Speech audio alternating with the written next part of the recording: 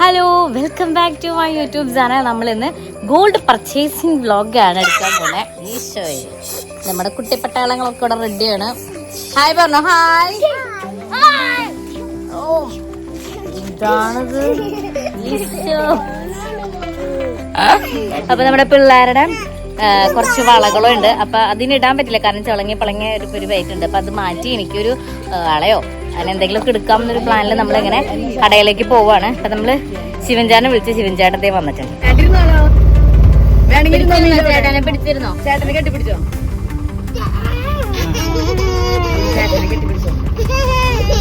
പിന്നിരിക്കണില്ലേ? ചേച്ചിയുടെ അടുത്ത് പോയിരിക്കുമല്ലോ.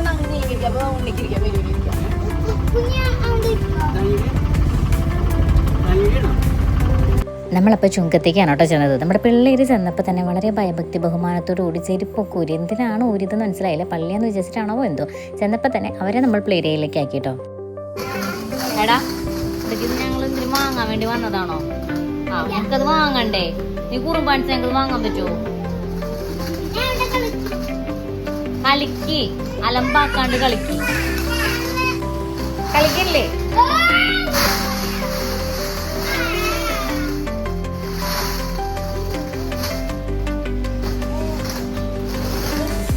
അപ്പോൾ ഞാൻ ഫസ്റ്റ് തന്നെ നോക്കിയത് കൈച്ചേനാണ് കേട്ടോ. കാരണം എനിക്ക് കൈച്ചേൻ ഭയങ്കര ഇഷ്ടമാണ്. ചെറുപ്പം മുതലേ ഭയങ്കര ഇഷ്ടമുള്ള സാധനം കൈച്ചേനാണ്. ഒരു കയ്യിൽ വാച്ചും ഒരു കയ്യിൽ കൈച്ചേനും.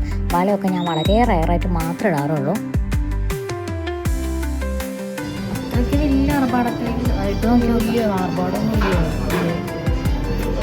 സിമ്പിളല്ലേ?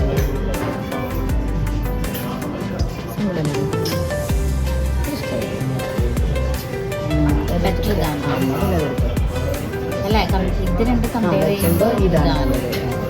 അത് മാറ്റി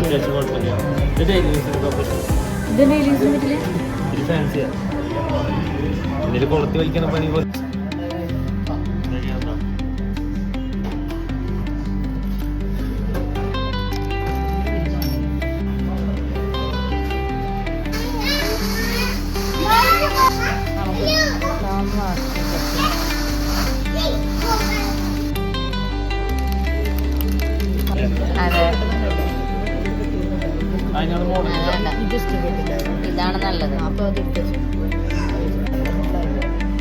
അല്ലെങ്കിൽ മറ്റേത് എടുത്താൽ മതിയോ?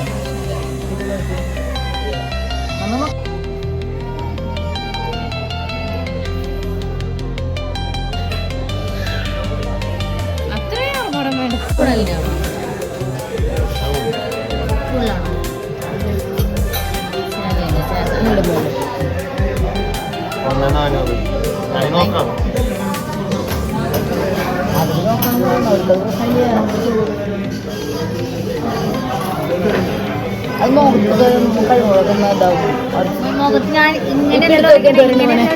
ഇപ്പോഴത്തൊക്കെ എന്തോരുണ്ട്?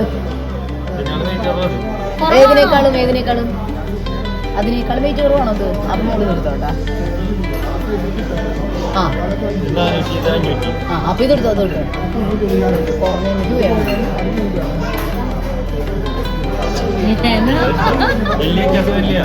അപ്പോൾ നമ്മുടെ പിള്ളേരുടെ വളകളാണ് ഈ കരിഞ്ഞിരിക്കുന്നത് പാത്രത്തിലും. അറിയില്ല, നമ്മൾ സ്വർണ്ണം മാറ്റാൻ വേണ്ടി പോകുമ്പോൾ അവർക്ക് കരിയിച്ച് നോക്കും. പിന്നെ നമ്മുടെ സെയിൽസ്മാനെ പറ്റി 4 വാക്ക് പറയട്ടെ, അല്ലെങ്കിൽ ഭയങ്കര മോശമായിപ്പോൾ. നമ്മൾ ആ കടയിൽ കയറി ചെല്ലുന്ന സമയത്ത് കടയിൽ കുറേ ആൾക്കാരുണ്ടായിരുന്നു കേട്ടോ. തിരിച്ച് നമ്മൾ പോകുന്ന സമയത്ത് കടയിൽ അധികം ആൾക്കാരൊന്നും ഉണ്ടായിരുന്നില്ല, നമ്മൾ മാത്രമേ ഉണ്ടായിരുന്നുള്ളൂ. ഇത്രയും നേരം ഫുള്ള് ഈ കുട്ടി നമ്മുടെ അടുത്ത് ഭയങ്കര കാമായിട്ട് ഭയങ്കര സ്വീറ്റ് ആയിട്ടാണ് നമ്മൾ ഡീൽ ചെയ്തത്. കസ്റ്റമറിനോട് എങ്ങനെ പെരുമാറണം, എങ്ങനെയൊക്കെ ചെയ്യണം എന്നൊക്കെ വളരെ വ്യക്തമായിട്ട് ആൾക്കറിയാം കേട്ടോ. അത് ബാക്കിൽ ഹൈറ്റ് നിൽക്കുന്ന മുതലുണ്ടല്ലോ, അതാണ് ഞാൻ ഈ പറഞ്ഞ മുതൽ. അപ്പോൾ ഇടിങ്ങാലക്കുട ചുങ്കത്തിൽ ആരെങ്കിലും പോകണമെങ്കിൽ ഈ മുതലിനെ പോയിട്ട് കണ്ടോ, എല്ലാ കാര്യങ്ങളും സെറ്റ് ആയിക്കോളും. നമുക്ക് പിന്നെ അവിടെ നിന്ന് ചെറിയൊരു ഗിഫ്റ്റ് ഒക്കെ അവർ തന്നിട്ടുണ്ടായിരുന്നു കേട്ടോ. അതൊക്കെ വാങ്ങിച്ച് ഞങ്ങളിനി വീട്ടിലേക്ക് പോവാം. നമുക്ക് പിന്നെ അടുത്ത വീഡിയോയിൽ കാണാം. Bye bye, see U.